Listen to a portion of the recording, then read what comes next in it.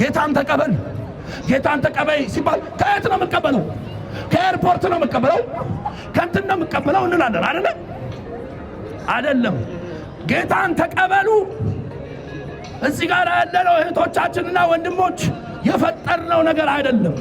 መጽሐፍ ቅዱስ በዮሐንስ ወንጌል ምዕራፍ 1 ላይ ለተቀበሉት ሁሉ ነው የሚለው።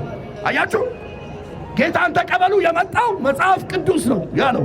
ለተቀበሉት ሁሉ በስሙም ለሚያምኑት የእግዚአብሔር ልጆች የሆኑ ዘንድ ምን ሰጣቸው? ስልጣንን ሰጣቸው ይላል። ስለዚህ ጌታ ኢየሱስን የእግዚአብሔር ልጅን ዛሬ አምናችሁ ብትቀበሉት አዳኜ ጌታዬ ነው ብትሉት የእግዚአብሔር ልጆች የመሆንን ስልጣንን ታገኛላችሁ ማለት ነው። እግዚአብሔርን አባዬ ብላችሁ መጥራት ትችላላችሁ ማለት ነው። እግዚአብሔር አምላካችሁ ብቻ ሳይሆን አባታችሁ ይሆናል ማለት ነው። ስለዚህ ዛሬ ይህንን ጥሪ እንድትቀበሉ ወደዚህ ፍቅር መንግሥት እንድትመጡ